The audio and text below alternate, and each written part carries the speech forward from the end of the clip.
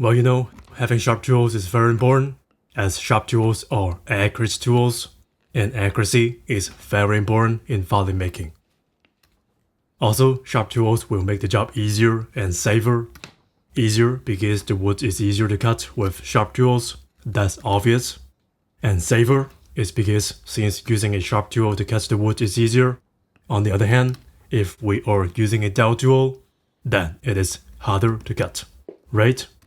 And then we will eventually push our tool into the piece.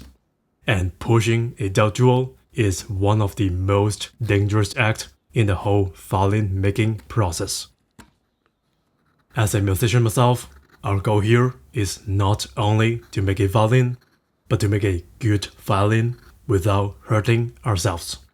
So I think it's my job to let you know how I sharpen my chisels, so you don't need to push a dull tool and hurt yourself in the future. Also, if I may exaggerate the importance of sharpening a bit, it is also a mental training for the makers, for the patience and the discipline. We are craftsmen. Yes, now you are. And we need to have a little bit more of decency. So training is important. And here I'm going to share with you the 10 tools I use for sharpening my chisels before showing you the basic concept of sharpening and the practical step-by-step guide in the next section. And as you may know it already, that the list of tools for making a violin is very long, and so I've done my very best to make the number of tools I need for making a violin as minimum as possible, and I did the same thing with my sharpening kit. Because most of the makers I know, including my early self, have been through many different sharpening stones, and we all have a drawer somewhere filled with reject ones, and eventually settle on a few favorites. And I don't want you to repeat the history just to learn the same thing. So here's what you need. You will only need 2 pieces of 3 by 8 inches water stones, that is 1000 grit and 8000 grit, or just one that is double-sided for honing the tools. You will need a bowl or box for water. You will need to put your stones in and soak them with water. This one should only be used for sharpening stones and should be a different one from the bowl you use for making a violin. You will need 1 diamond stone for dressing the water stones. Since water stones wear and scratch easily, using a diamond stone to keep them flat and undamaged is very important, and just a cheap one with a flat surface will do. You don't need to buy those very expensive ones. A small hand grinder. There are old ones and new ones. Old ones are often better made than the new options, and sometimes much cheaper. A good place to find them is on eBay, but buying them can be a hit or a miss, because they are often worn out or damaged in some way.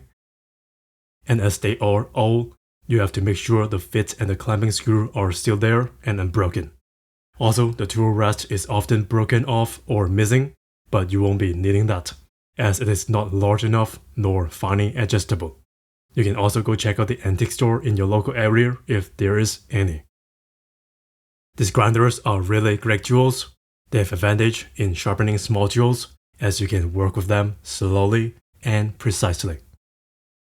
And you will need a 120 grit wheel grinding stone with ideally 1 inch thick for the grinder, and make sure the hole in the middle fits with your grinder. And also a dressing stone to keep the grinding stone clean and true, just like the diamond stone for the flat stones. You will need a really good tool rest for resting the tools when grinding. This one is very important, so make sure you get a really good one. A square, which you should have it in your violin making kit already, and a marker to draw onto the blade when sharpening.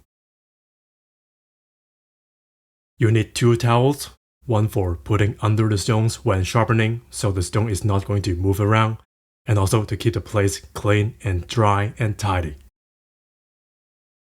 And another one is for cleaning up tools, so we don't have to use too many tissue papers throughout the making to, try our best to save the environment. And last but not least, safety goggles. As regular glasses aren't hard enough nor protective on the sides, safety goggles are particularly strong and have shields on the sides which help keep all flying particles out of the eyes. When using a grinder or any other power tools, it is important to always wear safety goggles because, well, there is very little work available for blind filing makers. So protect your eyes at all costs. And that's it. That's all the tools I use for sharpening a chisel. I'll see if I can find them online, and I'll put the links below for you to check out. Please share this video if you find it useful, and I'll see you next time.